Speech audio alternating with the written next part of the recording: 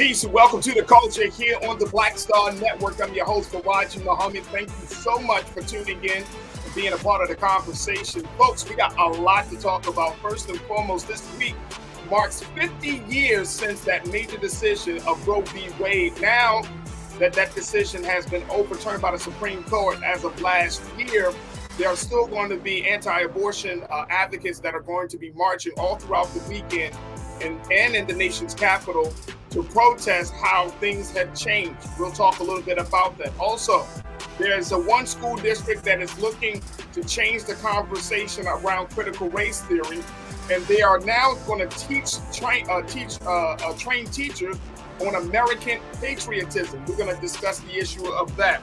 And then, do you need a permission slip to learn the Star-Spangled Banner?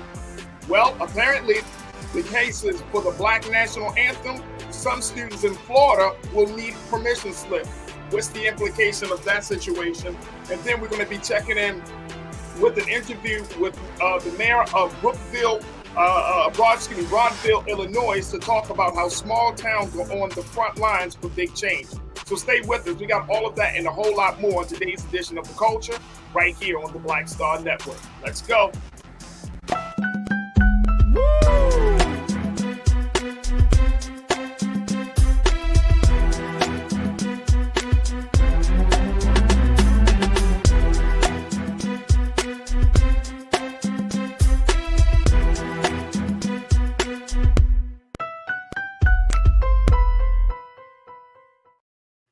Folks, welcome to the culture here on the Black Star Network. I'm your host, Farajii Muhammad. Thank you so much for tuning in and being a part of the conversation. Folks, we got a lot to get to, so let's jump right in. Today, my culture crew will be Corinna Denise, one of our online culture crew members. She's going to be joining us in a few moments. And then later on, we're going to be checking in with my brother, Rashad Staten. But let's jump right in and talk to Corinna, as on this Friday. And it's always good to talk to her. Corinna, good afternoon. How you feeling, sis? Hey, happy Friday, Farajii. Peace, culture. Happy Friday. How you feeling? You good? I'm good. I took a mental break this week from the news.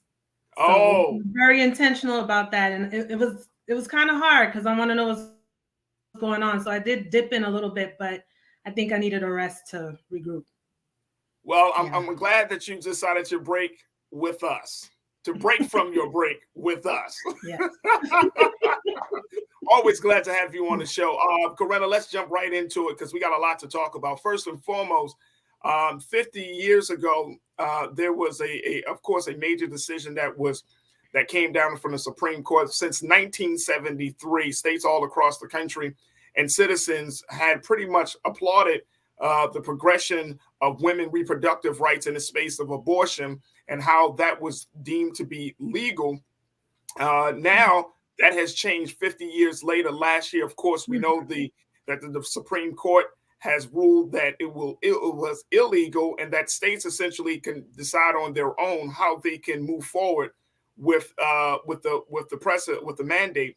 And of course, that created an uproar before the national elections. And this weekend, this will be the first weekend in 50 years since Roe v. Wade has been overturned. So this is a very, very historic weekend for anti-abortion activists, for women's rights activists, and women's reproductive rights activists. So what's your take on this as we look at beyond Roe? Because that's going to be one of the themes for the big gathering in Washington, D.C. this weekend. How do you think that this country is going to move forward, considering we're in this new space when it comes to women reproductive rights? I mean, it all depends on us, right? The voting bloc. We have to decide how we're going to move forward, if we're going to tolerate this or if we're going to do something about it. So I think these next 2 years, we really need to arm ourselves with knowledge. I think there are still some women who aren't even privy to this, that this has happened, that this is what we have to look going forward. And it's really, really dangerous. It's our health, it's our reproductive rights. And, I don't want to argue about whether or not abortion is the right or wrong thing to do. That's not the argument. But the argument is, does the government have the right to tell us, what to do with our bodies? And a lot of it has to do with health. So this is very dangerous. I hope there's a massive turnout this weekend, and that they carry on their protests as they normally would. I mean, and in the past, it has been a celebration, right? But now it's going to look, I anticipate, much different. And I hope women continue to rally and advocate for essentially what's our human right. It's population control. It's just control in general. And, that white fear, they know that come later on, eventually they're going to be outnumbered and they're going to be the minority in this country. So it's still, it does make me angry, because there's so many intricate details that go along with it. No one wants to actually make that decision. But sometimes, for example, women could have an ectopic pregnancy, or, a plethora of things could go wrong. And essentially abortion means to end a pregnancy, to terminate. So this is really, really dangerous. Right now, women aren't getting the care that they need. I've seen and heard so many stories where, they're being rushed to the hospital, let's say the middle of the night, you're dying. And before your doctor even takes the time to say, I'm going to save your life, they're consulting with their attorney. Like, it's insane. You know what I mean? So, while you're bleeding out, and this is extremely, extremely dangerous. Last summer, I was at a birthday brunch with some friends of mine, and the topic kind of came up, but not in the sense that we're speaking Farajii. It was kind of just casual about, having kids, not having kids. And one of the women I was with, she just says, well, just have an abortion. And in that moment, I was thinking like, can you? Because, Roe was just overturned. And because of where I was at the time, and it was a birthday, I didn't want to necessarily ruin the mood. I'm like, maybe this might not be the time to touch on it. But it just stood out to me, it just stood out to me that, are you aware that Roe was just overturned? Are you aware that, Florida is about to implement a 15-week ban? That was the first thing that the Florida legislature down here opened up with. And it varies from state to state. And, we're on the verge of, oh my goodness, is this going to become law of the entire country? So It's very, very dangerous. And it's going to be somewhat of a somber weekend. What's usually a celebration of our rights has become the reverse. Now we're going to have to protest to get those rights back. And you know what, Corinna, a lot of folks are experiencing the same amount of mixed emotion that you just expressed, that it's going to be a somber weekend, which could be, and I mean, in the community organizing space, pain is the fuel for power. And so it could be a weekend where you're like, damn, this is messed up. We're turning back the clock. Or it could be like, damn, this is just what we need to show that there's a lot of work that needs to be done. It depends on the person to determine how they're going to use this setback for a major comeback, as they say. But I want to get a couple of comments from our online culture crew, folks. I want you to join us in the conversations. We're talking about 50 years of Roe, and this being the first weekend. This is the first time after that historic overturning of that decision that folks are going to be gathering all across the country, starting as early as this week. As early as today, all the way through Sunday. There are going to be protests and gatherings happening across the country. The big one, of course, leading up on Sunday in Washington, D.C. Tiana, you checked in and said, look, every woman deserves the right to health care. Absolutely. Absolutely. And it's interesting, Tiana and Corinna, that there are still women out there who don't know what is happening. There are still women out there who don't understand the significance of it. How do we have a conversation with those women, especially young Black women, right? That may think that, okay, I live in I had a situationship, and then, this happened, so therefore I can just get an abortion.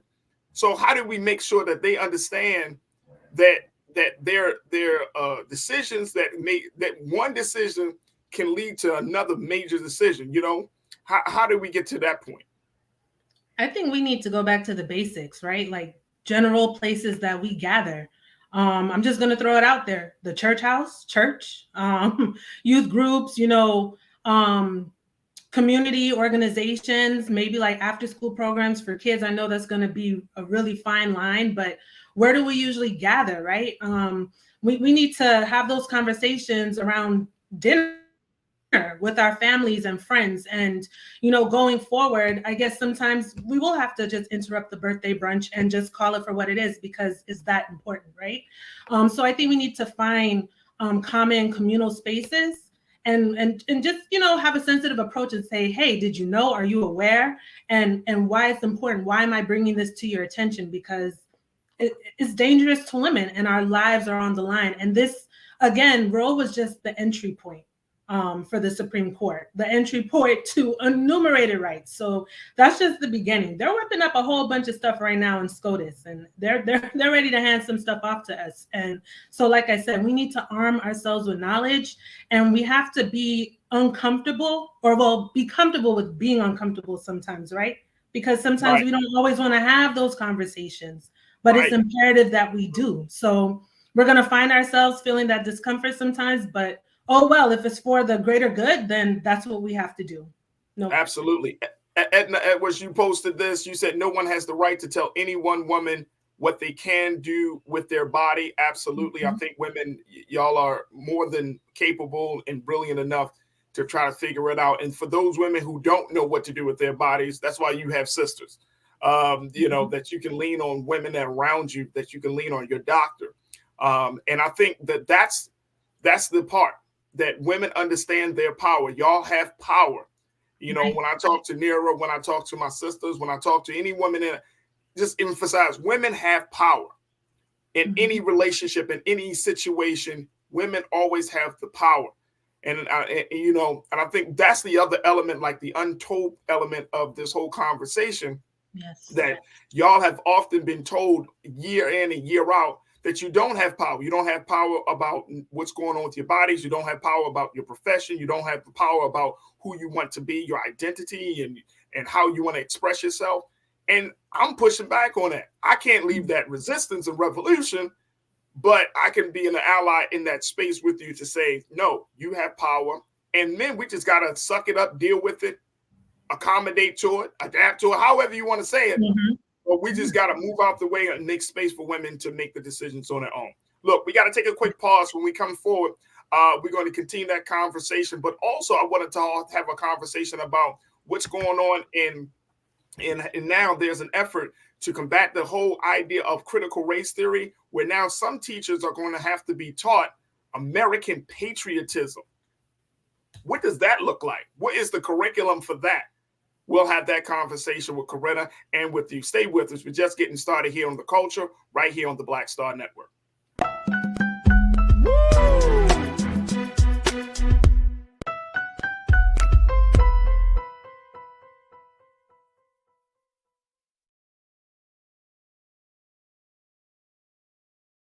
Hatred on the streets, a horrific scene, a white nationalist rally that descended into deadly violence. White people are losing their damn minds.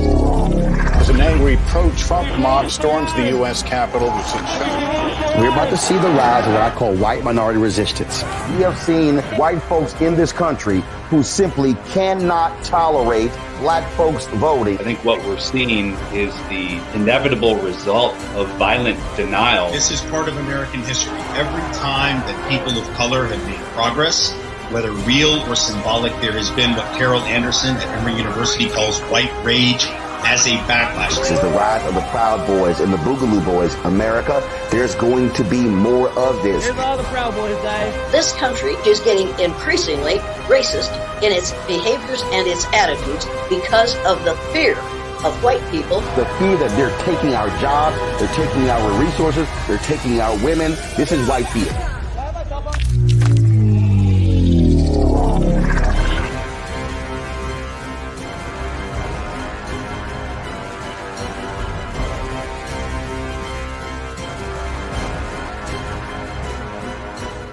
Black Star Network is here.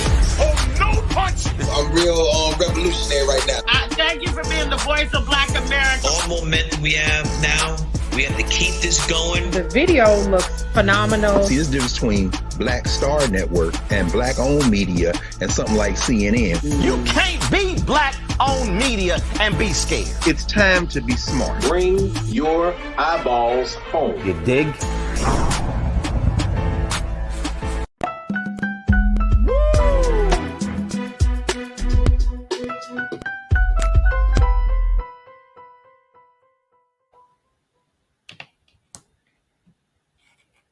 Folks, welcome back to The Culture here on the Black Star Network. All right, as we're talking about what's happening on the abortion front, now let's shift gears to talk about what's happening in the educational space and how one state is looking to combat against the idea of having conversations about the real history of this country with a different conversation where they're training teachers on quote unquote American patriotism.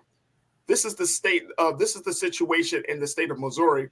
And take a look at this, folks. This is not in Florida. This is not in Texas. This is another state that is taking aim to fight against history. Here's what's been reported so far about the state of Missouri. They have proposed a bill. Check this out.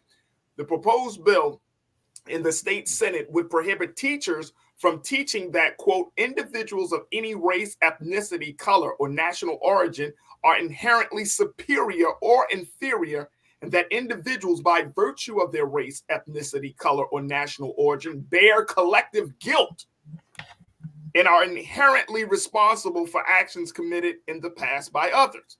Specifically, no school shall offer a course on critical race theory in kindergarten through 12th grade.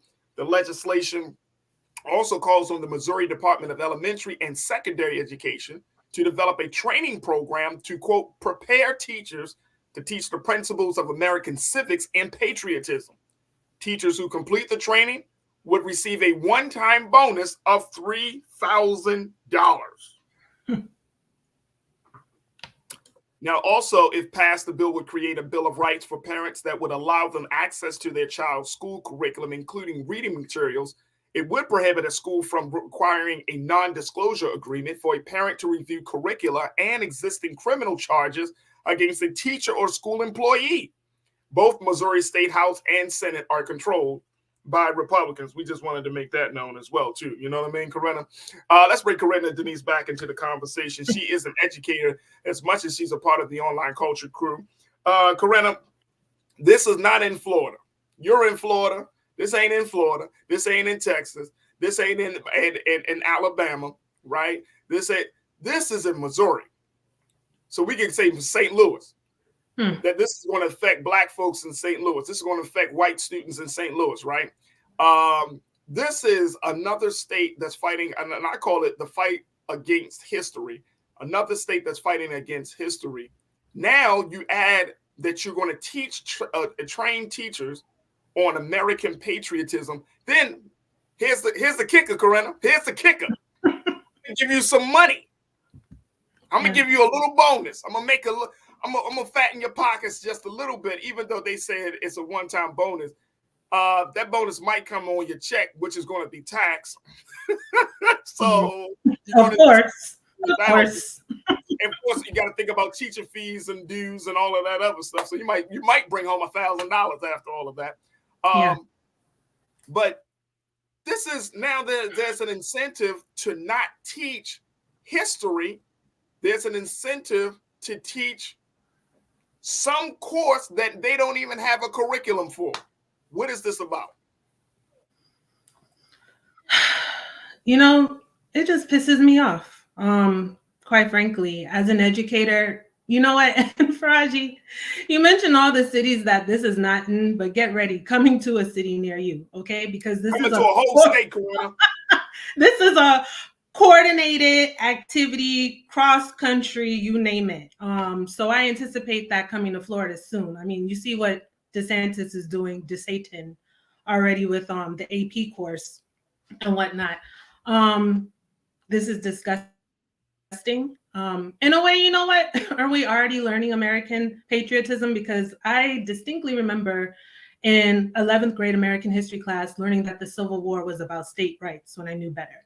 When it was about the wicked, evil business of slavery, the sin in this country called the United States of America. So it was one thing now that they want to remove what's not even being taught at the kindergarten through 12th grade level. And now we want to implement American patriotism. So what does that look like? You know, they really, really capitalized off of all of those angry white parents, particularly at the start of 2020, when most cities had to shut down, when we were in the height of COVID. You know, a lot of those parents were pissed off, Farajii, that what, my kid's school is closed. Like, what am I going to do? They were angry.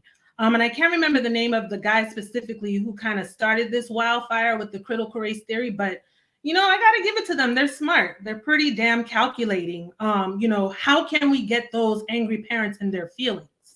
You know, oh, critical race theory, we're going to make something up. So as often as we hear people call it like a boogeyman, here's another boogeyman. Missouri's probably setting, you know, the foundation, another template for states to follow. Just like with Texas, they said it with gun laws. Here in Florida, you know, DeSatan is setting it with the quote unquote wokeness and whatnot. But yeah, as an educator, it really pisses me off. I wonder how many of those legislators have actually been teachers or administrators. Probably none. Yeah, it's really sensitive for me because I'm being dead ass serious. I think probably maybe probably none. Yeah, like, I mean, I'm confident that it's or the wives. And I'm assuming, I'm gonna just tell y'all the reality. I think this is by men, for one. I think, unfortunately, this is by white men who are fighting so hard to keep certain things in place the way the things are. So this is not racism. This is what we have been seeing traditionally, because there's no way in the world that you would get, you know, a Black legislator, a Latino legislator, Native American, Asian American legislator to sign off on this. And this is because here's the other part about this. The other part is, if Black history can't be taught, then you can't teach about Native American, Latino American, or any other type of history of any other group of people. You can't teach exactly. If it's one, it's you all. Can't teach it. Because guess what? We're going to find in all of the histories of all of those people, the struggles of all of those people, it's still going to come down to white supremacy. That these folks were affected. Every group of people were affected by white supremacy. And so it is a slap in the face. It's just outright insulting that a piece of legislation can move forward in this. And I really hope that the teachers unions in Missouri really push back on this idea, man. I hope this is not like a mandate with, there's no way in the world that you should be able to pay people to not teach real, true history and to kind of go on the fly and say, well, we're going to teach about American patriotism. Oh, I didn't know there was a curriculum for that. Well, there is, and we're going to make one up as we go along. And something else I'd like to raise a question to, Farajii, particularly like here in Florida, right? With all the things that have happened recently, Florida hasn't been blue in a very long time.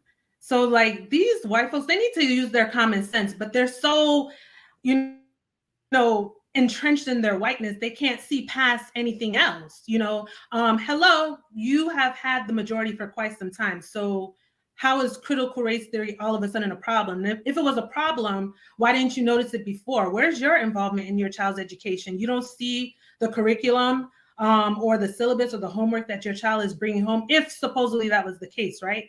But we all know it's not.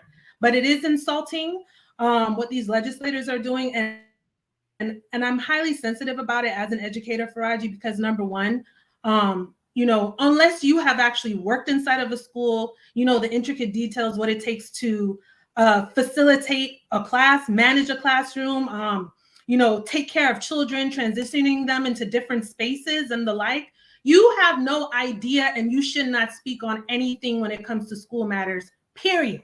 Because I'm pretty sure, I mean, I want to raise the question, how actively involved were these parents in their children's education, even these legislators, right, to know what they're bringing home prior to all this uproar that we've seen these past couple of years? How actively involved have they been? You know, and how long is this?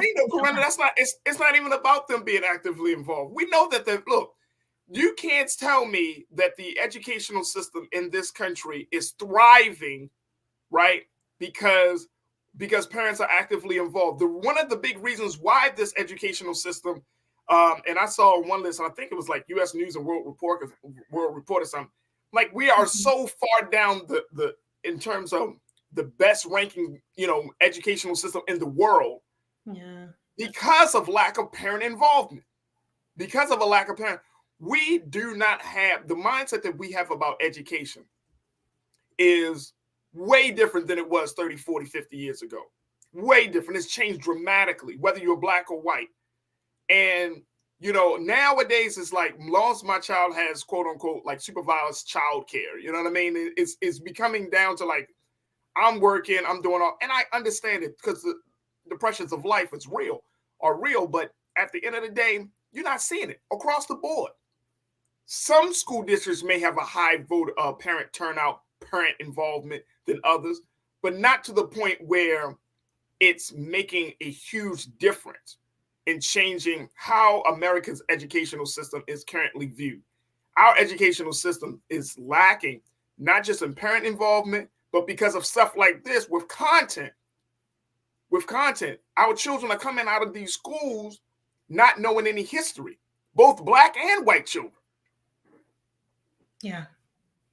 And there are educators like you, Nira, other folks that are doing your part, who are becoming, quote unquote, like rebels of the system, who are pushing back and saying, well, look, I know what the system is telling y'all, but when y'all in my classroom, you gonna learn this.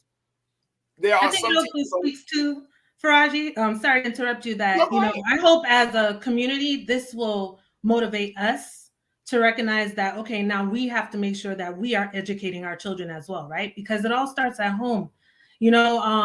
We have to become more actively involved as parents, because of because it's our child's future, right? Most importantly, and, train up a child in the way they should go. But in addition to that, everything that they're trying to undo, everything that they're trying to hide, they're hiding in plain sight. They don't want us to know the true history. So I hope that parents, mentors, siblings, family members, friends, we have to take it upon ourselves to make sure that we are educating our children so that they know how to sort through all this context and convoluted misinformation when they are in the classroom. That's so important. And I hope we get more involved and take an initiative to, have these conversations at home, teach your child these things that you think might be missing in school, and to make sure whatever they did learn, have a conversation with them. Is it accurate? Is it incorrect? Is there some more that needs to be added to it? That's so important.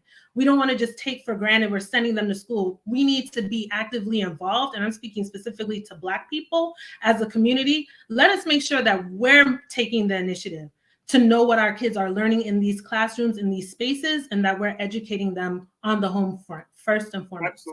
Absolutely. Folks, we got to take a quick pause. When we come forward, we're going to continue to talk about what's happening in the state of Missouri. Again, folks, this is a nationwide educational crisis where states are fighting against history and are trying to implement other measures to keep our children from understanding who they really are, where this country comes from, and the future of this country is truly, truly at stake. We'll continue the conversations as we highlight your comments. So make sure you post your comments in our chat as we're streaming live on YouTube and, of course, on Facebook. And stay with us. It's The Culture right here on the Black Star Network.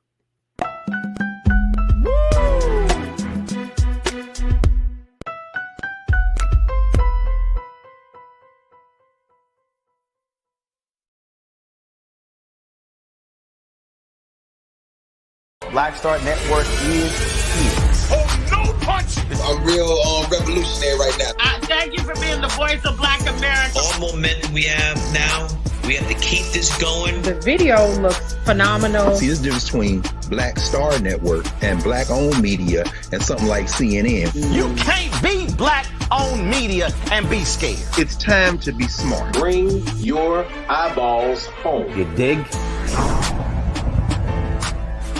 When you talk about blackness and what happens in Black culture, we're about covering these things that matter to us, speaking to our issues and concerns. This is a genuine people-powered movement. There's a lot of stuff that we're not getting. You get it, and you spread the word. We wish to plead our own cause Too long have others spoken for us. We cannot tell our own story if we can't pay for it. This is about covering us. Invest in Black-owned media. Your dollars matter. We don't have to keep asking them to cover our stuff. So please support us in what we do, folks. We want to hit 2,000 people, $50 this month, raise $100,000. We're behind 100,000, so we want to hit that. Y'all money makes this possible. Checks and money orders go to P.O. Box 57196, Washington, D.C. 20037-0196. The Cash App is $RM Unfiltered. PayPal is R Martin Unfiltered. Venmo is RM Unfiltered. Zelle is Roland at RolandSMartin.com.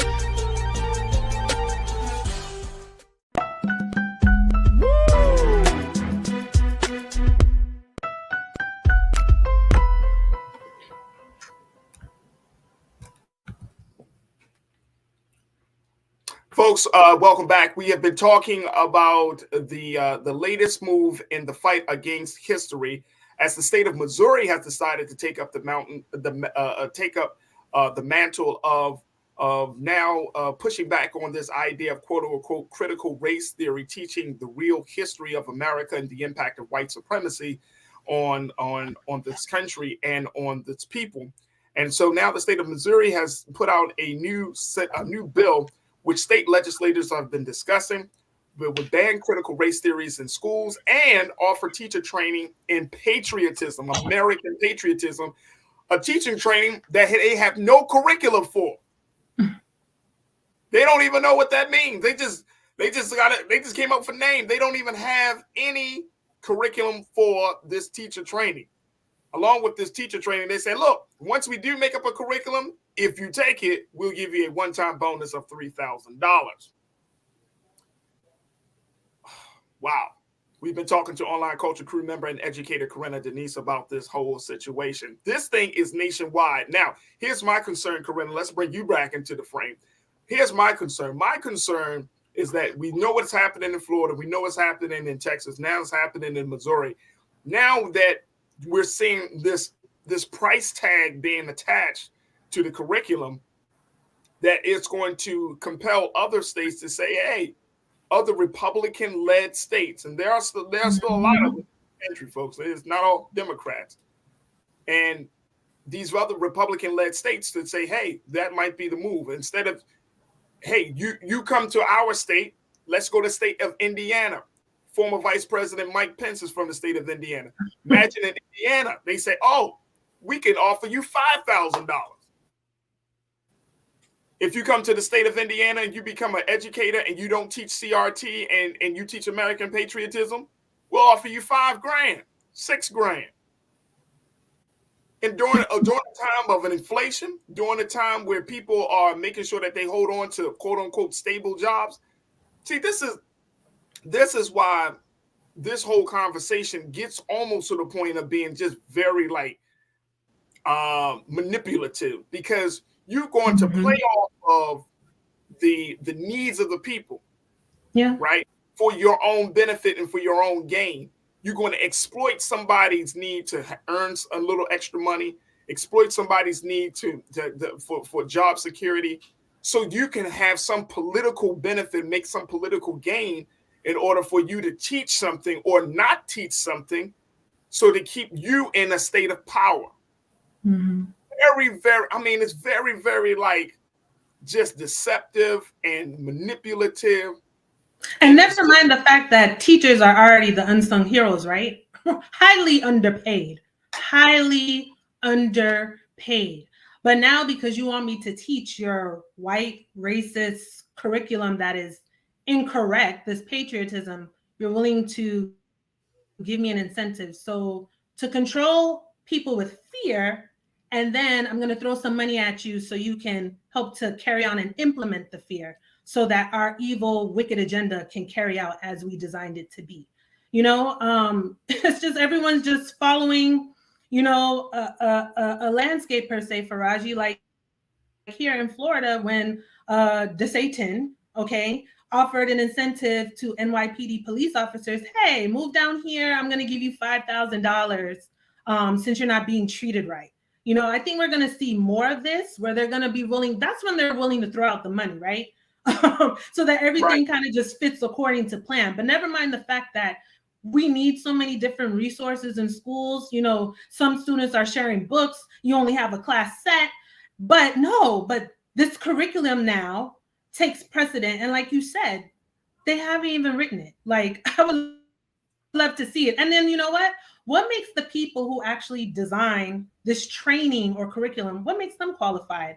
Do you have a certain qualification of that too? You know, since we're going to just take away, you know, Black studies, African American studies, you know, and, you know, a lot of these diversity and inclusion offices, I see that that's going to probably be on the verge of phasing out as well. Are we going to be qualified to design or teach these trainings or create these trainings, Farajii? Like, I feel like as an educator, like all those questions are just popping up in my head.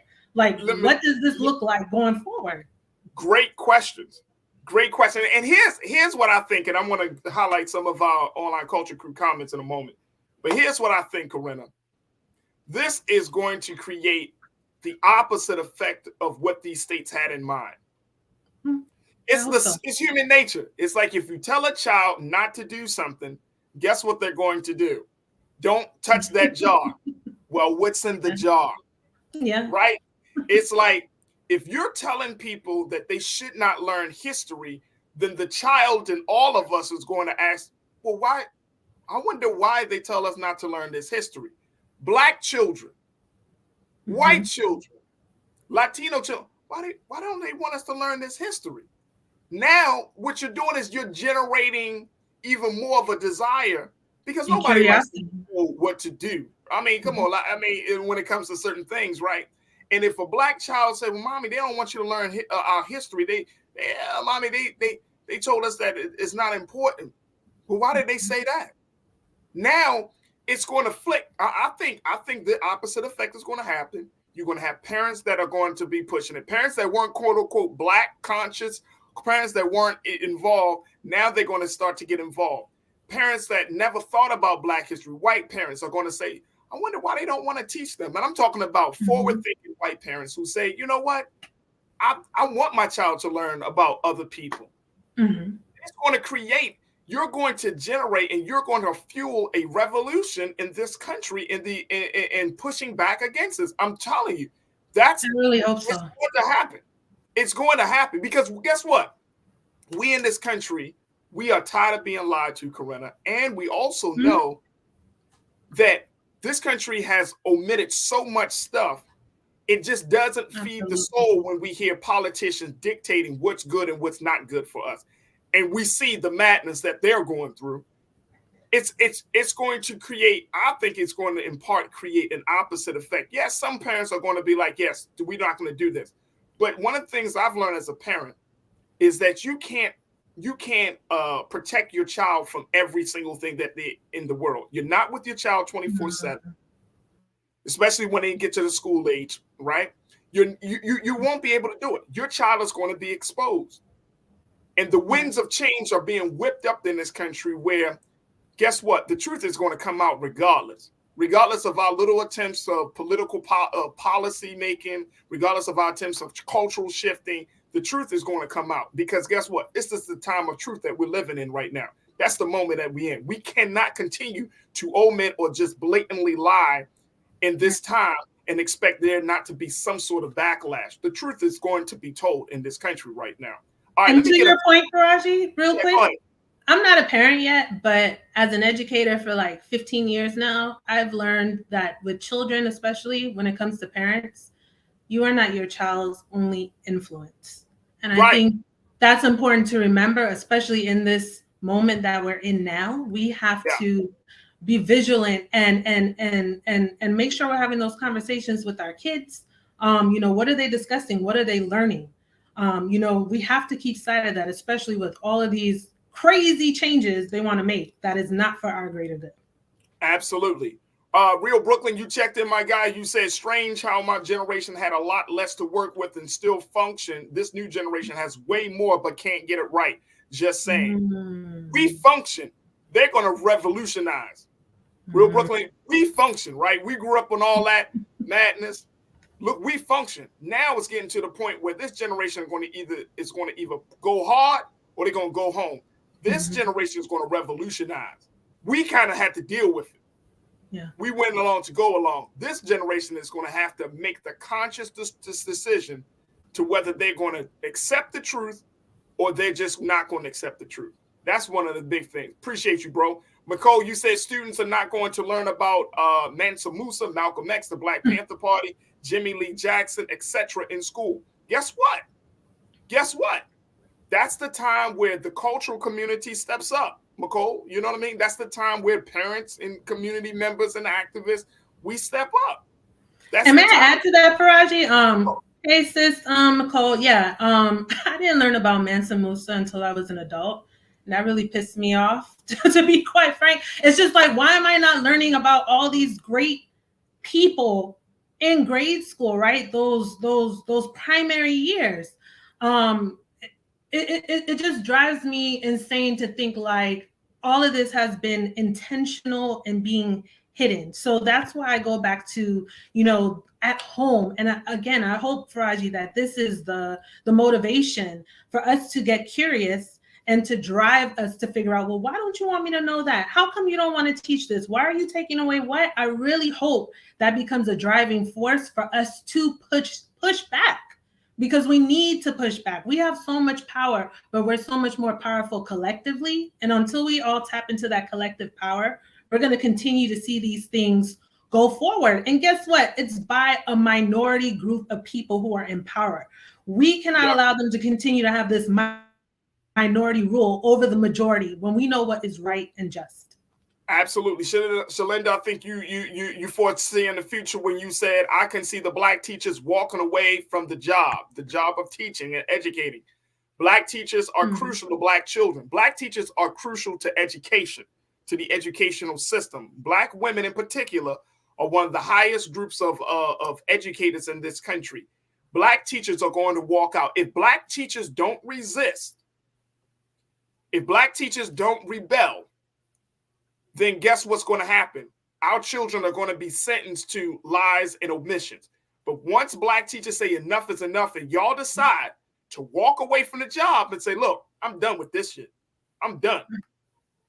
I'm done. I'm not teaching Black children about being patriotic to a country that don't even want to acknowledge their existence. I'm done. Right. When Black teachers walk away, the system is going to fall. Mark my words. That's a whole different revolution just by the simple walking away from the industry. Y'all can still teach, but y'all can teach in the community centers. Y'all can teach at home. Y'all can teach in other spaces, but you don't have to teach in a system that don't want to acknowledge your existence, your value, your worth. It's like walking away from a man or walking away from a partner that don't love you. Yeah. At some point, we got to stop being battered victims, man. Absolutely. I'm not trying to use that analogy lightly. I'm just saying it's an abusive relationship to expect teachers to not do their jobs before political benefit. That is absolutely insane. And then you're going to pay teachers to not do their job. That alone tells me that they do not comprehend what it means to be a teacher. It truly is a calling. And you do have some teachers that have no business being teachers. Like you have some people who have no business being nurses. Like teaching is a calling. I hope at least Farajii, after this, pandemic, when schools were shut down and kids were at home for a while, I hope no parent ever questions again why teachers get summers off. We have the summer off for a reason. It takes a lot of time. I know that I've spent money out of my pocket, to make sure my kids were provided for when I couldn't get it from the administration, because I love the kids and they shouldn't have to suffer on behalf of that. So we have to remember the kids are our first priority. And we as parents, and I'm speaking against specifically to Black people, our Black community, we have to make sure we're educating our children and fill in those gaps. To Nicole's point, like Mansa Musa, Jimmy Lee Jackson, I don't think for a lot of kids, they're even learning that in school in depth right now. So they're getting ready to erase it all together. And we have to make sure, okay, you're not learning it in the classroom, but guess what? You're going to learn it at this kitchen table. We're going to talk about it after school next Friday night with friends and family at the table. Whatever we got to make it happen, we got to do it. Absolutely. Folks, look, we got to take a quick pause. When we come forward, let's continue the conversation about the cultural, the efforts to fight against history. I'm going to go into another part of this situation, folks, dealing with the Black National Anthem and how there is a resistance to this, and how one school district is going as far as to requiring permission slips for students to learn. And I'm talking about Black students to learn the Black National Anthem. Folks, y'all hear me? The war is on culturally in our classrooms. We're going to have that conversation up next here on The Culture as I bring in my brother Rashad in and keep Corinna on. We're going to have a lot to talk about. Stay with us. It's all happening on The Culture here on the Black Star Network.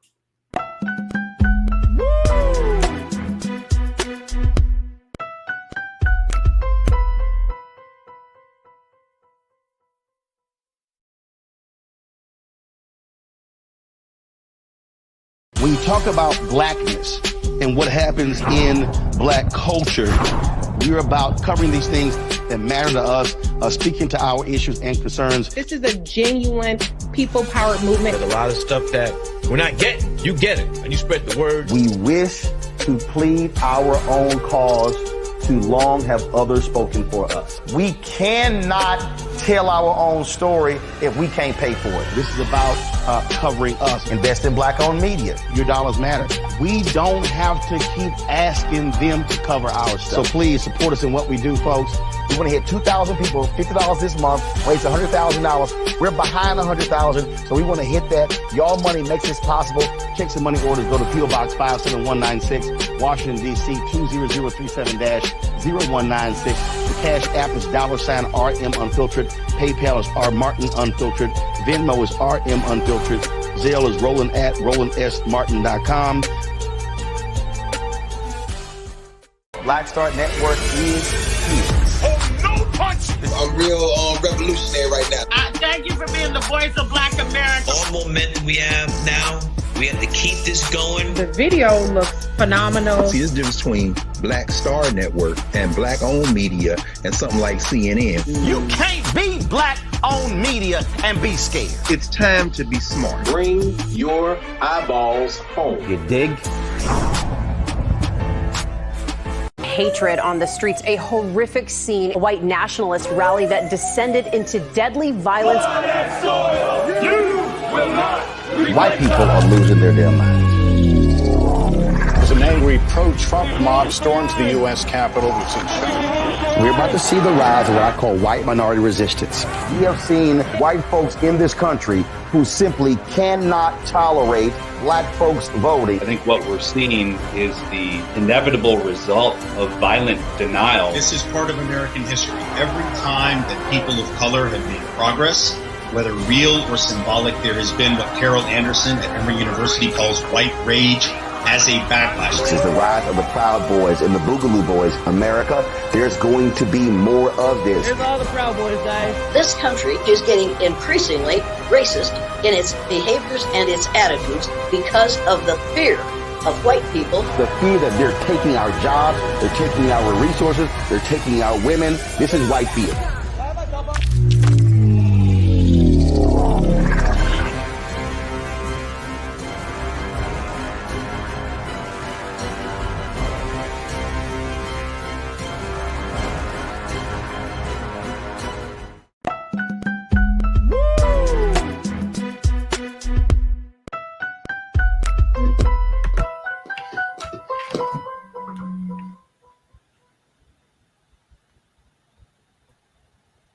All right, folks, welcome back to the show, The Culture here on the Black Star Network. I'm your host, Farajii Muhammad. Now, before we get further along into these conversations, we got a very big announcement to make about the direction of The Culture and the Black Star Network. Now, folks, as you have been already doing, you can find us in a lot of different places. But now one of the big places that we are very, very happy to announce is that you can find The Culture and all of the dynamic programming of the Black Star Network on Amazon News. That's right, folks. You can find us on the Amazon Fire TV. That's right. We're now streaming live 24/7, 365 days. Try Alexa, play news from Black Star Network. And you will find us, folks. We cannot be more excited about this. You'll need a Fire Stick, which is, of course, an Amazon's version of Roku or Apple TV. I have a Fire Stick, and I know many of you probably already have a Fire Stick. So when you log on, go on to Amazon News and search for Black Star Network. Folks, I'm telling you, I've done it the other day. We're right there, and it rolls. It is showing all of the dynamic programming that we have here on the network. We're taking the streaming to a whole different level. This is a very, very big thing for this digital platform that we are able to now stream on such a major platform like Amazon News and to get all of your news and information. So again, make sure that you do your part. Check out us on Amazon News through the Amazon Fire TV stick. And more importantly, let your friends and family know that we are streaming right there live 24/7. If you look at the live stream as we're doing it, they have certain time blocks for our shows to be live, to be played live. So if you can definitely check out the schedule and so much more. Very, very exciting. Taking the conversations that we've been having about everything from news to education to politics to our culture to the next level. And folks, we are just grateful for the partnership with Amazon, being able to have a distribution platform like this. So make sure you let people know. Invest in getting an Amazon Fire TV stick, and more importantly, stay tuned to the Black Star Network and the culture on Amazon. All right, folks, there it is. Big announcement there. Let's continue our conversation as we look at what is going on, as there is an ongoing fight against history coming from states from across the country. We talked about Florida. We talked about the state of Missouri. Let's also talk about that it's just not happening in the classroom, folks, that this fight continues to happen in other places. Now, back to Florida, where my sister Corinna is, and I'm going to bring in my brother Rashad, who hails from Baltimore. But let's look at what is going on in Florida. We talked to you, we shared with you the other day that in Florida, they're pushing back against CRT. Now, it has now been reported, they're not just pushing back against CRT and questioning whether that's relevant or whether that's valuable. They are even going as far as to requiring students to get a permission slip signed for them to learn the Black National Anthem. I can't make this stuff up, man. I cannot make this stuff up. This is happening in Florida. And I want to bring Corinna and Rashad into the frame as we have this conversation. And folks will certainly get to you as well to get your take on it. My brother, Rashad. Rashad, good afternoon. How you feeling, bro? Hey, peace, brother. Happy early Friday. Happy holidays, as we say. Peace, sis. How are you? Always for the culture. Absolutely. Absolutely. All right. So here's what's happening in Florida around this idea of permission slips needed for to learn about the Black National Anthem. This has been reported by the group. Take a look at this, folks. That in Marion County schools, the spokesperson said that students in grade 3 through 5 will be participating in the learning the song to recite in a performance for Black History Month, says the report. But the activity was labeled as an extracurricular activity, allowing students to, quote, participating in presenting historical facts regarding African Americans and or singing the Black National Anthem. Now, according to the school board members, Eric Cummings, the lyrics, "We have come treading our path through the slaughtered," may have left some parents to, and I want to make sure we get this all in. Let's go to the next slide on that one, Keenan, if you can. We don't have that one. All right. May have left some parents, make sure here, presenting historical facts regarding African Americans or singing the anthem.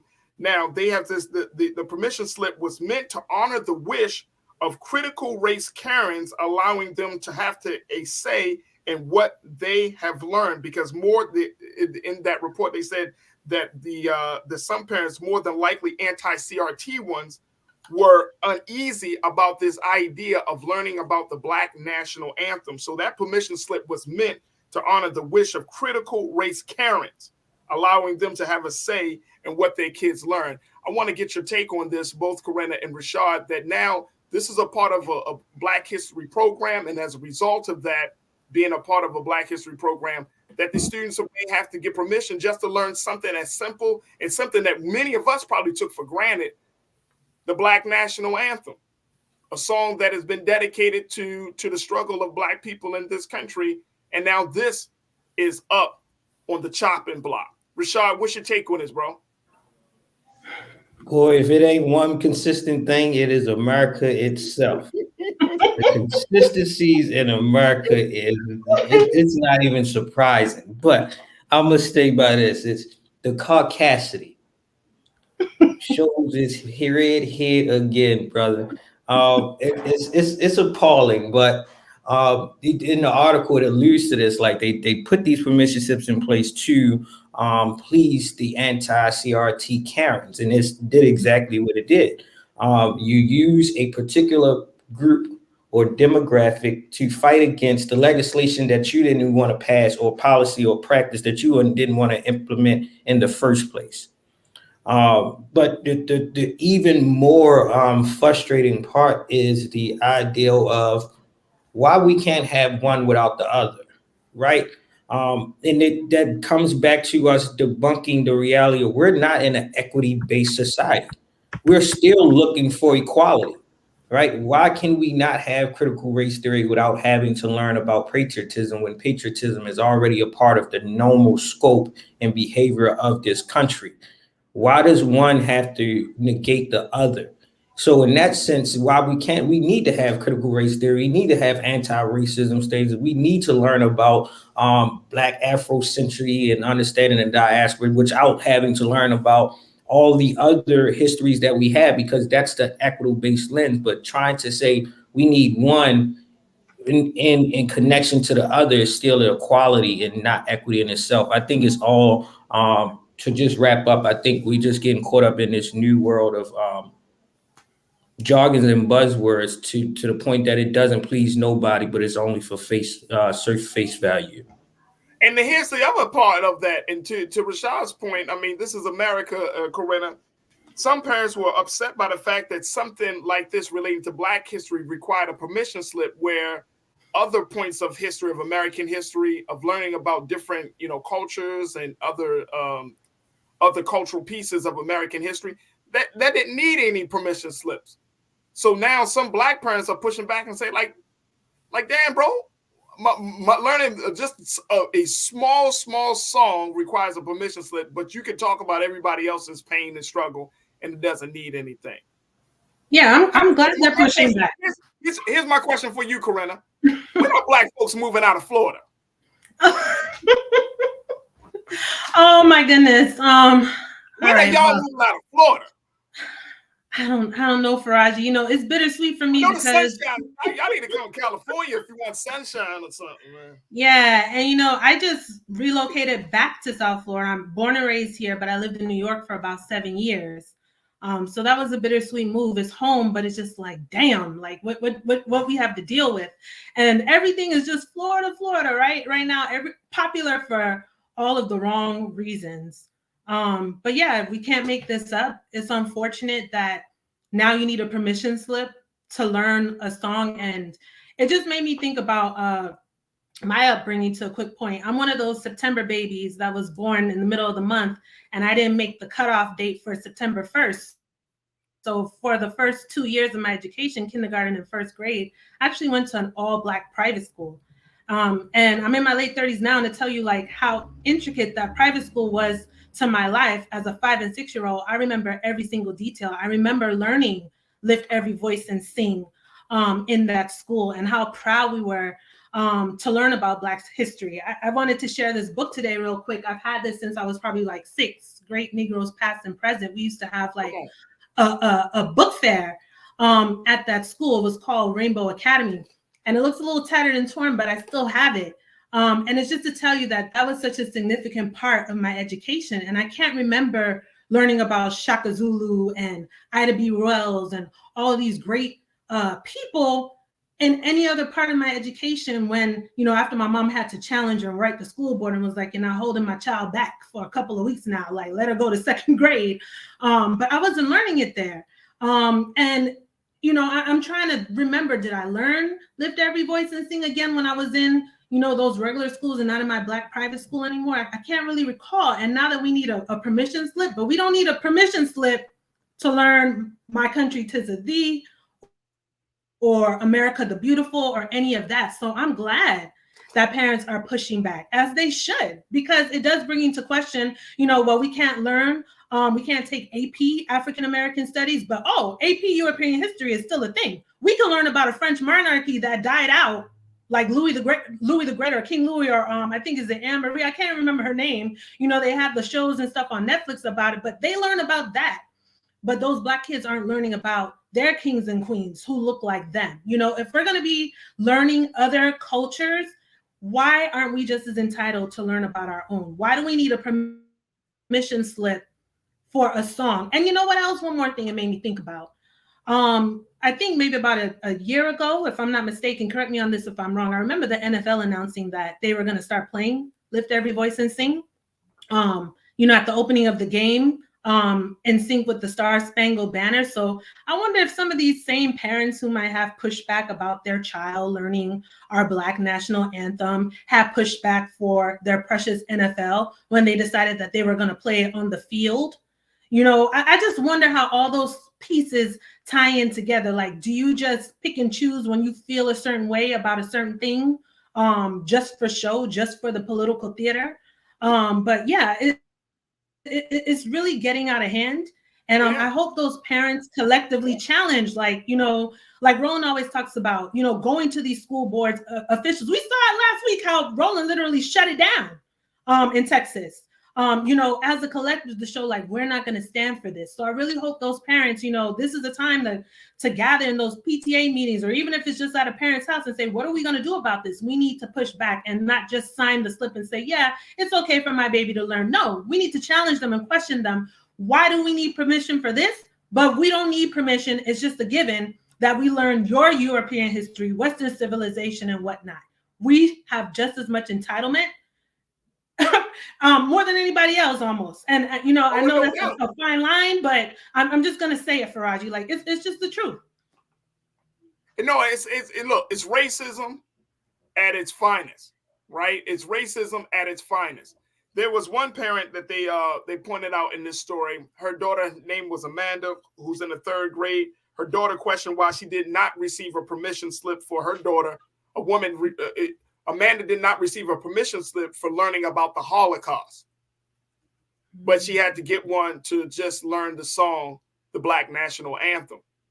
And so Amanda, the parent, excuse me, not the daughter, Amanda's the parent. Amanda had to ask the school, like, why are you not giving permission slips for these other elements of our history? If it's all history, it should all be treated fairly.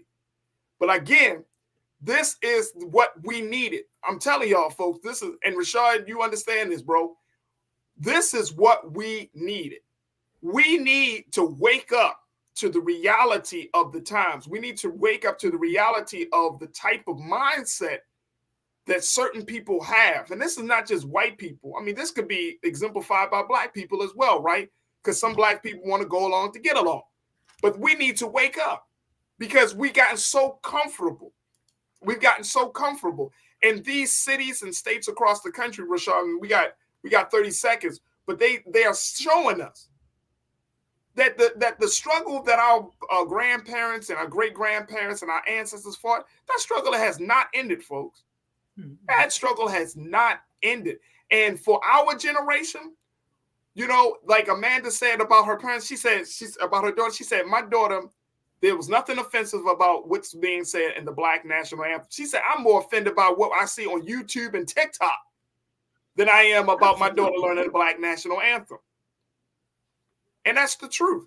But we need to wake up. We need to wake up. Look, Rashad, I want to get your take on that when we come forward. Look, we got to take a quick pause. Let's continue the conversation as we talk about permission slips needed for the Black National Anthem in the state of Florida and so much more. We got a lot to talk about, so stay with us. It's The Culture here on the Black Star Network.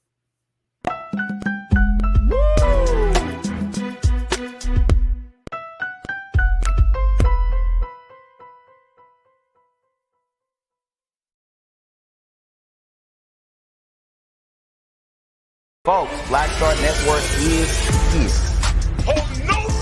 I'm real revolutionary right now. Support this man, Black Media. He makes sure that our stories are told.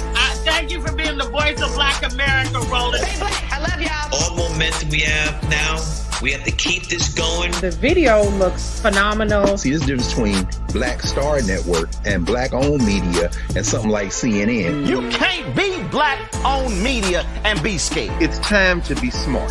Bring your eyeballs home. You dig? Pull up a chair. Take your seat. The Black Tape. With me, Dr. Greg Carr, here on the Black Star Network. Every week, we'll take a deeper dive into the world we're living in. Join the conversation only on the Black Star Network. Hi, I'm Dr. Jackie Hood Martin, and I have a question for you. Ever feel as if your life is teetering and the weight and pressure of the world is consistently on your shoulders? Well, let me tell you, living a balanced life isn't easy. Join me each Tuesday on Black Star Network for A Balanced Life with Dr. Jackie.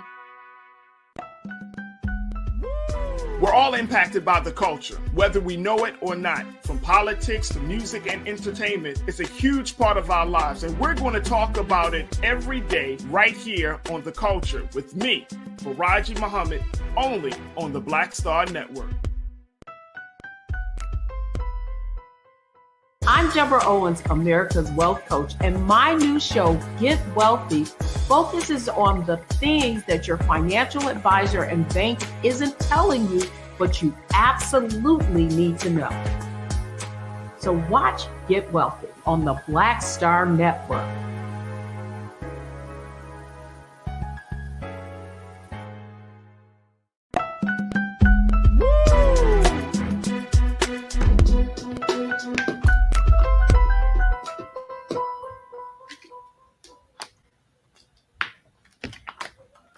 Folks, welcome back. We have been talking about the latest moves happening in Florida, where there's this fight against history as some Florida school officials have decided that students need to have a permission slip signed in order to learn Black National Anthem, which has received mixed reviews and reactions from both Black and white parents. Now, this is a way, according to Marion County school officials, for them to kind of protect themselves against those parents who are resisting the idea of critical race theory. And so this is their measure of making sure that parents are know what's being taught in their child's school. And this is bullshit.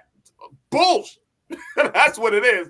There's a bunch of BS, folks, because now we're seeing that our history is truly under attack. And I've been talking to my culture crew. We got Corinna, we got Rashad, and certainly I got you as we have this conversation. Rashad, I want to get back to you, bro, talking to us about just the wide-ranging implications. And I want to highlight something that our culture crew has been, our online culture crew has been talking about, because as they're listening to the story, of course, people are going to be upset. This is a story that's going to piss you off, but it's got to piss us off to action. It can't just keep us in a place where we're just angry, because I know it's easy for Black folks to get angry about what happens in this country, but it's harder for us to get angry and then go into work to change that, to go into action mode. So talk to us about that side of the conversation and that side of the fight, Rashad. Yeah, that's exactly where I was about to go, right? It's like, one, I'm always the type to like acknowledge the growth in the, the progression. One, we got to acknowledge the fact of the strenuous fight it took to get critical race theory in some of these educational districts, right?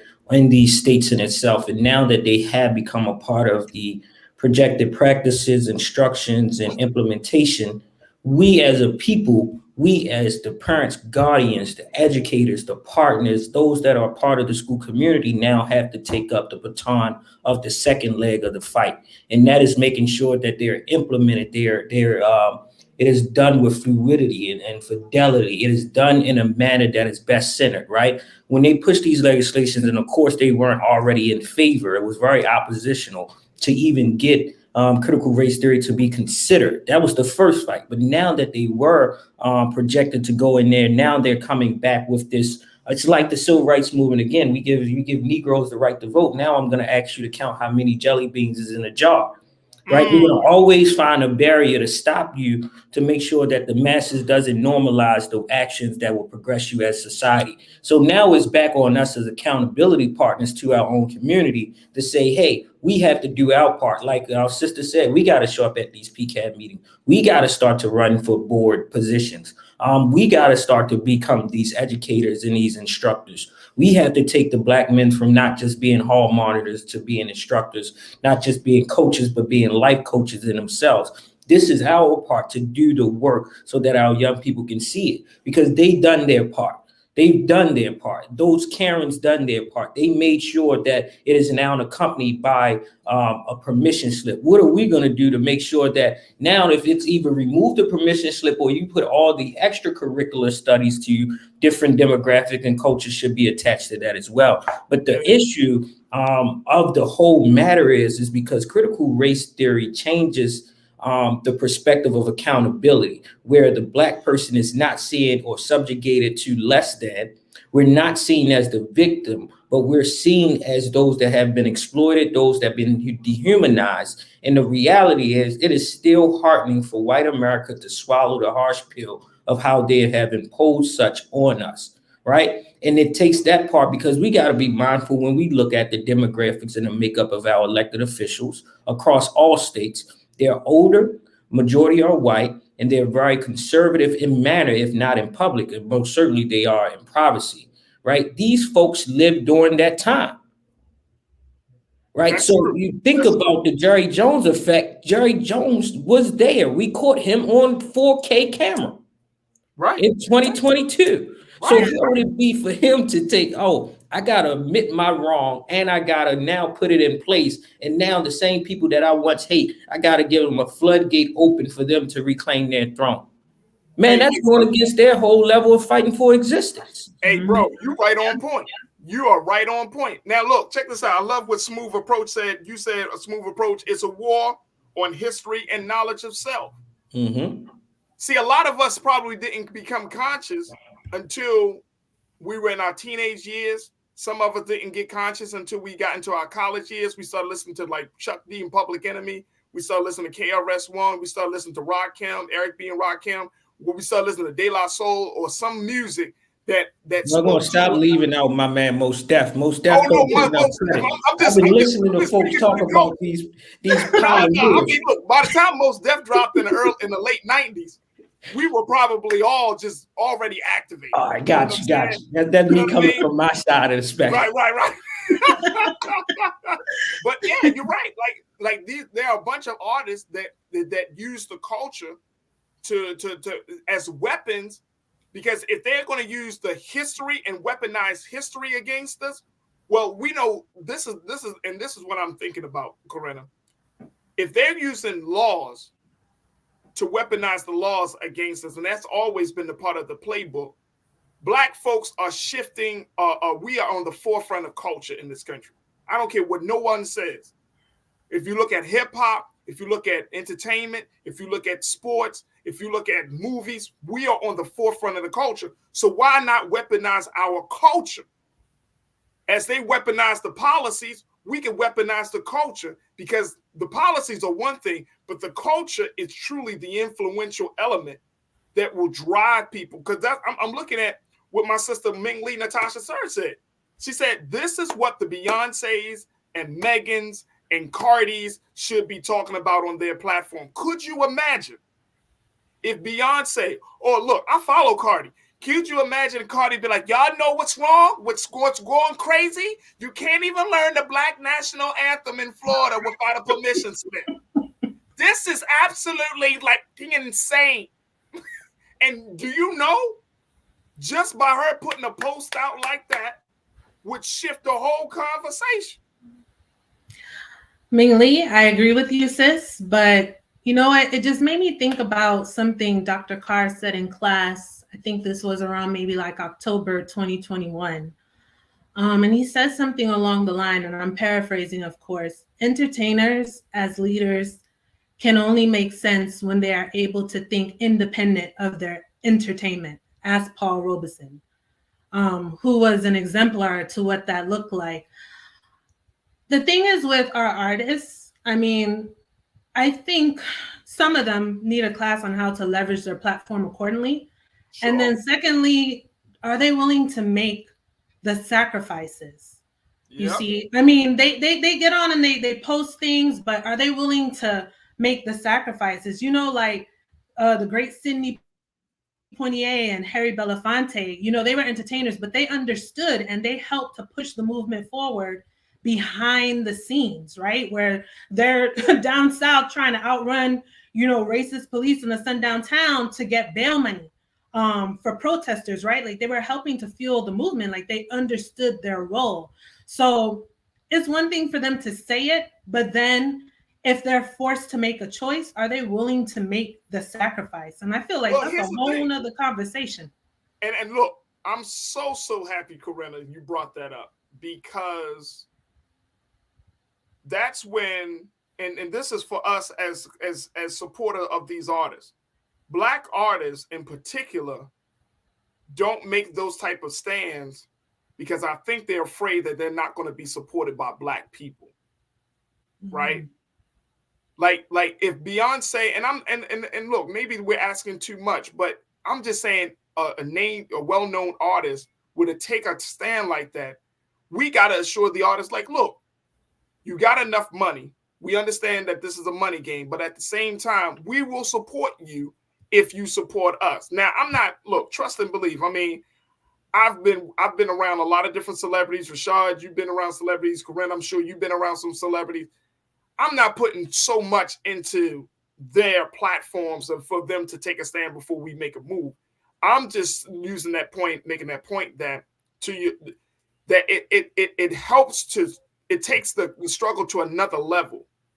If we understood the power of the resources and the power of the things that we control, we're not always in these state conversations, these state political conversations, but we're on the street. We can use grassroots, grassroots efforts. We're in these spaces where white children are being influenced by Black thought. And one of the great fears that we need to mention in the course of this conversation, while some parents are pushing back on this idea of the white children learning about Black history, is because they believe that white children will not continue the mindset that they grew up under. And as a result of that, white children might start asking questions. Well, why do we treat Black people like this?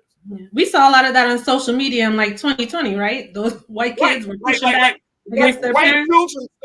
White children starting to have questions, like go to the. And I remember we had two dynamic women on the show. One of them was white, one of them was Black. They wrote a book about racism, and I remember this one, our white guest making a point. She's like, when I go to Thanksgiving dinner this year, I plan to bring up race issues, and I plan to challenge all of my white family members. And she said, you know what, Farajii? White people across this country are having these very hard, difficult conversations now more than ever. And I was blown away. I was like, damn, y'all having this conversation at Thanksgiving? She's like, yes. And that's the crux of the issue. That is the genesis of what we're talking about. While we shouldn't get distracted by why are now entertainers not our advocates and our politicians? One, because that's not their aspirational goal. And to put them on that is probably disheartening for them because they wasn't brought up to be that. And somebody else has that God-given talent that should be supported. That's the reality. But the crux of the matter is this. We are seeing generations that are more progressive, that are merging, that is more understanding of the global humanities, that now it is now starting to have this direct trickle effect back into the kitchen table and talking to grandpa or talking to grandma and asking them, what side of justice were you on? And no one wants to look at their sweet baby grandbaby and have to tell them, you know what, I was outside of a lynch party. I wore the robe. Unless that is a part and they're still doing that. But the reality is there's a lot more in 2023 that everyone wants to give that Martin Luther King effect. I was marching with Martin. No, you aren't. There was only 36% approval rate. Where's the 60% that hated him? Woo! world. They're still judges, they're still directors, they're still a part of private foundations, they're still a part of something. And when these elected officials go back in their chambers, outside of having to take the accountability that they got to have across the rooms during Thanksgiving, they get into their social clubs with their buddies and say, we got them. We'll put this in place. Right. And my safe haven is still next to the pen. But we got to make sure that we're the ones that hold the pen just as much as they are holding it. So the accountability goes back into us, that it's not just representation, it has to be demonstration. And look, Turner family, you checked in. I think you bring up an excellent point before we take our next pause. But Turner family, you said, come on, people. Having a conversation is not the same thing as surrendering power. No, it's not. You're absolutely right. But I think, Corinna and Rashad, that for white people, surrendering power is a much different task than us trying to attain power. How do you surrender power? You got to start it with a conversation. Again, going through the children. Look, if you look at the movement of Black folks and the movement for liberation in this country, the movement for liberation always started with the babies. It never started with the adults. Yeah. That's why Marcus Garvey, Elijah Muhammad, every major Black leader had always advocated for an educational system to teach the babies to think differently than their parents were taught, right? Because that's where you start. You can't talk about no revolution unless you're talking about first teaching and training your babies to think a certain way. So if you're talking about, and this is why CRT, this is why this whole conversation about permission slips in the schools is so critical, because that's the babies. That's where you start. If you drop a seed in their heads, with these white children's heads, that tell them that Black people are inferior, Black people are valuable, Black people are worthwhile, Black people got power, that disrupts them. Look, this is a different game we got to play. It's not about just pulling down some statues, changing some signs, putting up new policy. No. You talking about here. That's the and that's the revolution I'm saying we going to. Talking about here in the head. Because these parents, and here's the thing, and I'm truly an advocate of, and I'm a true believer of this. I really believe that this country is on the precipice of a great disruption, whether you call it a civil war, whether you call it whatever, but this country, we're right at the cliff of a great disruption because we want to stay in a state of denial and lies and omissions. And as a result of that, that's going to be the death knell to democracy, the death knell to how we see society, because we just want to hold on to lies. Either we accept the truth and move forward, or we continue to embrace the lie and essentially will fall and die. That's how I'm seeing it. Yeah, we can't embrace the lie. We can't embrace the lie. We have to be forward thinking. Look, the crazy, Corinna, guess what? In the states like Florida, we've seen in Missouri, Texas, all of these states that are holding on to the old way, old thinking, white supremacist thinking. I'm telling you, and I know we were kind of joking, but Black folks need to figure out, like, yo, y'all can move to some of these states if you want to, because they got low housing and better job opportunities. But the reality, Florida is the most expensive state in the country right now. So, yeah, aside from all the other mess we got going on, we are very expensive. This is not the place to retire anymore. Florida. It's I'm telling you. And my man Keenan said it's a trap. You bring you in. They talking about, oh, you can get all of this acres of land. Oh, you can get all these jobs. And then next thing you know, you put your children in these schools and these schools become like killing fields, just completely remove the identity, any culture of your child. I mean, seriously, this is war. I'm going back to what Smooth Operator said. This is war. And we can't think in peacetime during a time of war. Look, we got to take a quick pause. I know we got to take a quick pause. When we come forward, we'll have one more conversation about this. And then we're expected to check in with the mayor of Broadview, Illinois, in a few moments. So stay with us. More conversation right here on The Culture on the Black Star Network.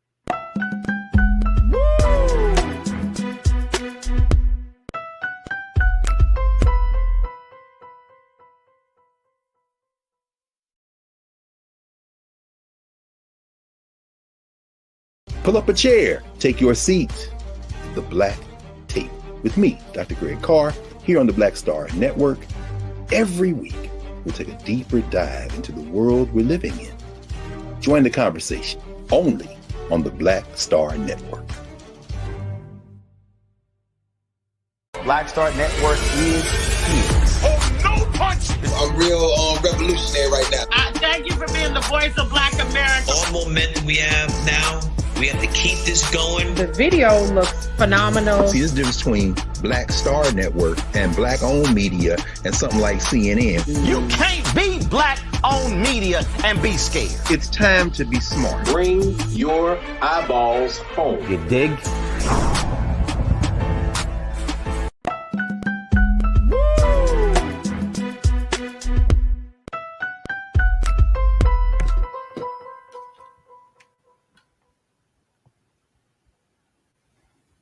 All right, folks, we have been talking about permission slips needed to learn the Black National Anthem in the state of Florida and Marion County. And I've been talking to Brother Rashad, my sister Corinna Denise, and of course, we're having these conversations with you. Rashad, you're responding to a comment that was made by my brother, Real Brooklyn.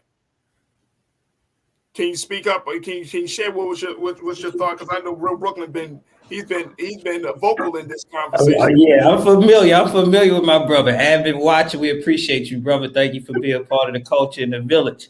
But as always, man, we gotta sharpen each other, hold each other accountable, especially when we putting things out there. My good brother said, you know who political leaders reach out to in order to communicate with young people is rappers and drug dealers. That's who. Look and tell me, how is that normal? We have issues.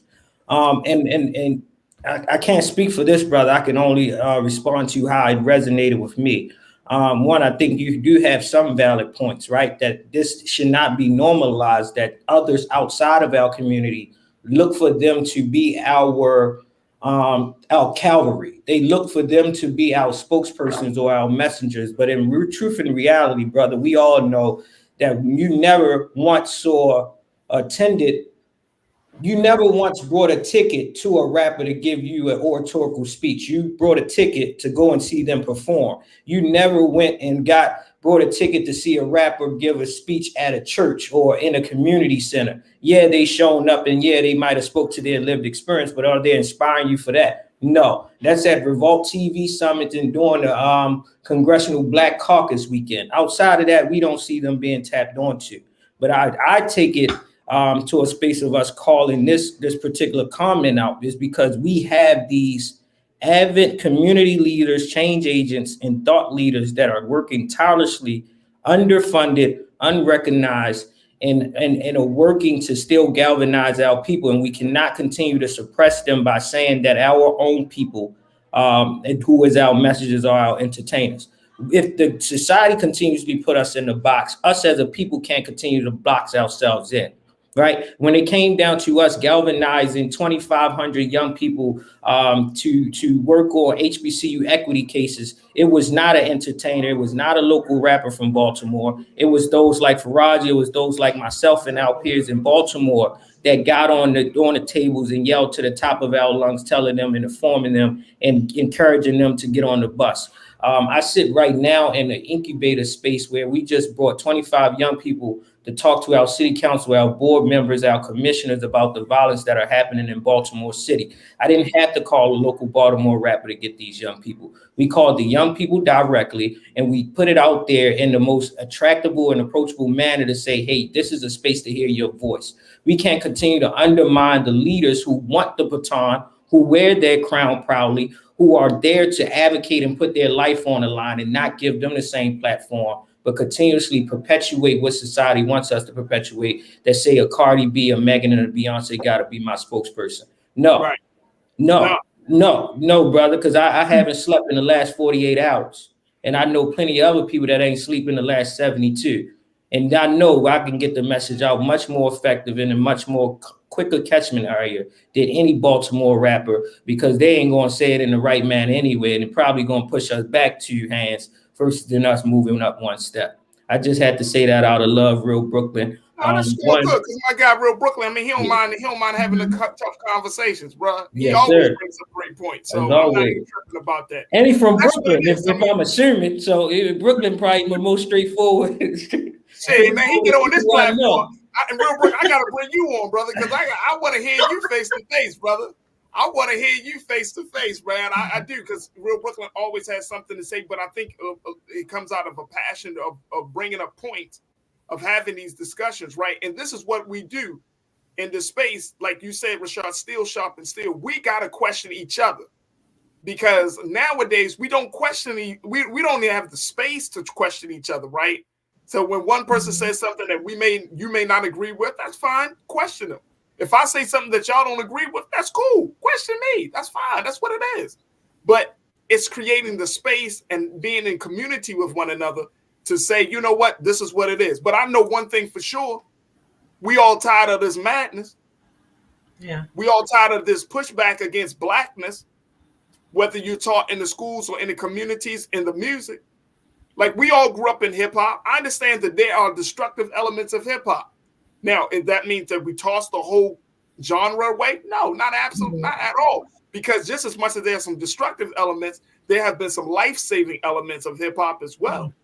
And Farajii, to your point, Farajii, we have to learn how to challenge each other without being disagreeable, right? Because it's when you have these conversations and this dialect, we learn from each other. We grow. We're enlightened.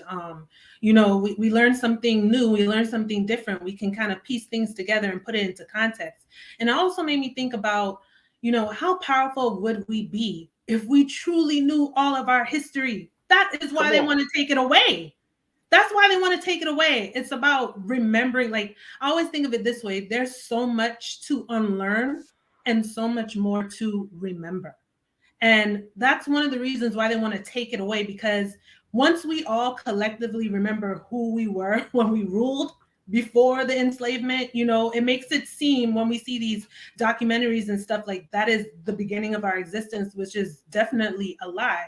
We're going to tap into that power and things are definitely going to shift. And that's why they are working overtime to make sure that we don't have this in the history books, that we're not teaching this in schools, right? They want to take it all away because they know that once we have that knowledge collectively, we're going to change things effectively immediately. Right. So I think, I hope that'll be the driving force. Like, again, I think now is the time to arm ourselves with knowledge, now more than ever before. We can't miss the moment to do that. It's so important that we don't miss the moment, because, what's going to happen when they actually push these votes through, because they have the numbers right now to do these things, right? I know we're talking about it, but it's something that's actually going to come to pass. But we have the power to change that and put a stop. And we have to decide, are we going to tolerate this? Yeah. Are we going to tolerate where they are going to actually send your child home with a permission slip to learn, a song that's significant to us as a people? No, we're not going to tolerate it. So I'm just like, what the hell are we going to do about it? What are we preparing to do? And Corinna, I appreciate you putting that question out there. And we have a few moments left. Our very special guest, Mayor Katrina Thompson, who is the mayor of the city of Broadview, Illinois, has just been able to join us. We got a couple of moments with the mayor, but we do want to certainly invite the mayor to come back and be a part of the conversation. But Mayor Thompson, we're having this very, very important conversation about what we're seeing in Florida, Missouri, talking about CRT, permission slips to be black. You just came away, you just finished up a meeting at the White House to talk to the Biden-Harris administration about a number of issues. Your city of Broadview, Illinois, a lot of small towns and smaller cities in this country that are on the front lines to make big changes. So first and foremost, Madam Mayor, thank you for being on the show for a few moments. And again, I'm serious. We would certainly love to bring you back for a much longer conversation. But what was the conversation at the White House for you? What was the big issue affecting Black people that you walked away with, that you felt like it needed to be said or it needed to be discussed? So in all true transparency, first of all, my apologies for being on this call late, and I wish I was on much sooner. And I'm happy to come back to have the conversation as it relates to Blacks, because I love my people and I'm unapologetically about that. So, but the conversation was toward more the infrastructure bill, the climate change, and those conversations, and assault weapons for some of the mayors that's having some mass shootings in their communities. But I'm happy to talk about the issues that impact Black America, and a lot of times we don't talk about. And so for me, it's just real simple. You know, when we talk about educating our kids and putting the resources back into our communities, those are the things that I lobby and I advocate for our community, not just for the village of Broadview, but just for the community that I live in, the community that I serve, and all of the mayors that I represent. So I am currently the president of our West Central Municipal Conference, and that's about 600,000 constituents. I have a small town of 8,000 residents, but during daytime hours, I may get up to 35,000 because I have a huge manufacturing base. But we intentionally do the work to make sure that our voices is heard. And listening to the conversation as we talked about you all was talking about the national anthem, the Black National Anthem, and to put permission slips in place, I think that's just the most ridiculous thing. It's like stripping us of who we are. And a lot of times we don't even know who we are. And we need to get back to the roots of having that conversation of who we are as a people, as a race, as a culture. And they want to take that away from us, but we have to stand strong and continue to be present in it. And you all talked about this, and I was having conversation with some of my colleagues that don't look like me last night, and I told them I don't like to be called people of color because you segregating us indirectly. You know, I feel more comfortable if you said non-white. And don't put me in a box to say that I'm inclusive with Asians, Pakistanians, Indian, Hispanics, Blacks, because you segregating us and you don't even think that you're doing it. We were the ones that came over here when we talk about 1619. It was our people that were slaves that came over to America and built this country. And now you want to put me back in the box when in the 60s and 50s, my grandparents grew up in the South. They couldn't even drink from a white water fountain. It was called color. And now today we're using the same language as colored. In 1988, Jesse Jackson Sr., he was the one who changed it to African Americans. So we had 5 name changes. It's been called, we were slaves, colored, Black, African American, Negro. We are Negro. And so we have to go back to the history of who we are as a race, as a culture, and how we identify. Let me ask you this real quick, Madam Mayor. In the state of Illinois, is Illinois another possible state that may put some restrictions on Black students and white students learning about Black history? So I know legislation had passed where they had implemented African American studies in our public school systems, and I know it had been some pushback on that. But what I think was so profound is that when we talked about the history of cultures, they were more prevalent to put Asian history into play. And that was just like, okay, now let's be for real. We together have to stand on things that matter to us.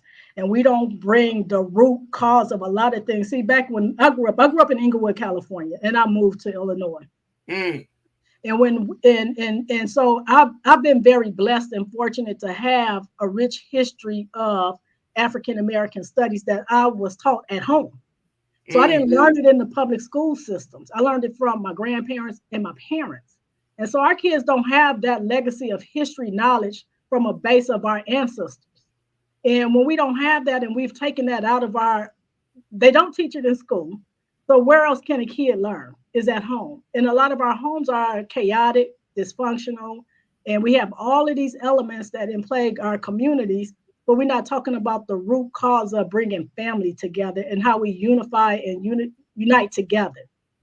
So we have a lot of different issues that we have to, get on top of, but we have to stick together to address the issues. And we can't be wishy-washy and, riding the fence. We have to, stand strong. And this is what we are. This is who we are. This is what we're going to do.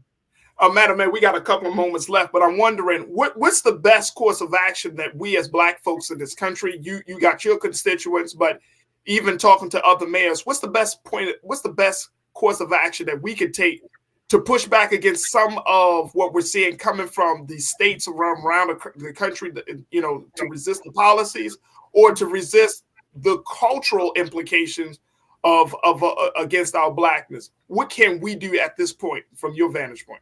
So from my lenses of perception, when we talk about elected officials, that's Black elected officials, you can't have double talk. Okay, come on, madam. You can't have double talk. You either with us or you're not, but you can't have a conversation when we're together. And then when we're not together, it's a whole different conversation. Exactly. So that's our biggest issue is when we get these Black elected officials, we send you to get these positions to advocate for the things that we just want to be treated fairly. But then you get the seat and you do something totally different. And that's problematic for me. So it's going to be hard for us to band together when our elected officials are double talking. I got to stop it right there because I want people to marinate over that over the weekend. Madam Mayor, I got to bring you back. Absolutely. You know what I mean? I know our time has been limited, but you're doing the great work of making sure that cities like Broadview, Illinois, and other elected officials are making sure y'all doing the work to make sure that the constituents are taken care of. But we truly, truly appreciate your time that you were able to spend with us. But I love that point. We have to stop the double talk. And I feel like 2023 is going to be the year where we start G-checking some folks, some Black elected officials. They talk all that blackness when they're around us and we get on this platform. But when they're around their white counterparts, it's a whole different conversation. And in 2023, that's not going to ride with us anymore. I'm telling you, it's not going to ride. Too much is at stake, Madam Mayor. Too much is at stake for us. So I agree. I appreciate the time. I hate that it was short, but I'm looking forward to coming back to the show. Yes, ma'am. And having a conversation with you all. I'm just not afraid to lose the seat for what's right. I stand for what's right. Period. There it is. Yes, there it is. There it is. Madam Mayor Katrina Thompson, representing the great city of Broadview, Illinois. Thank you so much, Madam Mayor, for your time. It's my pleasure. Take care. Yes, ma'am. Rashad, Katrina, Corinna, I appreciate y'all both for being a part of the conversation. Corinna, I love having you on the Fridays because you always get the conversation going. So, I appreciate you, Rashad, my brother. You are continuing to do the great work. Rashad, we're going to have to pick your brain because Westmore is in office. So we know next week or the next time we reconnect, we're going to have to get your insight and your analysis about what you see for the great state of Maryland and the city of Baltimore moving forward. I know it's a lot of different conversations happening there, but I appreciate y'all both. So thank y'all for checking in and being a part of the culture today. Thanks. All right, folks, that's going to do it for us. I appreciate my online culture crew. Y'all were fantastic, on fire as always. So thank y'all so much for tuning in. Folks, as we announced earlier today, the Black Star, you can find the culture, the Black Star Network on Amazon News. Make sure y'all check us out on the Amazon Fire TV. Just ask Alexa, say, Alexa, play news from Black Star Network. And folks, we are streaming there live now for 24 hours a day, 7 days a week, 365 days a year. And we have this streaming platform that we want you to take advantage of. And this is why we ask you to continue to support us at Black Star Network. You can definitely check us out on Amazon News and also check us out on our website at blackstarnetwork.com and continue to support us because we are growing, we're expanding, and we're having the conversations that are relevant to you. So make sure you support the Black Star Network at blackstarnetwork.com. Follow us on social media at Black Star Network on IG and Twitter. And also follow me at The Real Farajii on IG, Farajii on Twitter, as we continue to have the conversation and build the community of the online culture crew. Big shout out to my team, Keenan and Joel, in my control room, and I thank each and every one of you for tuning in. Stay tuned. Up next is Roland Martin Unfiltered at 6 p.m., streaming live on Black Star Network and, of course, on Amazon News. As always, never be afraid to challenge what's wrong. Stand for what's right while being yourself in the process. God willing, we'll talk on Monday for another exciting edition of The Culture right here on the Black Star Network. Have a great weekend. Talk to you soon. Peace.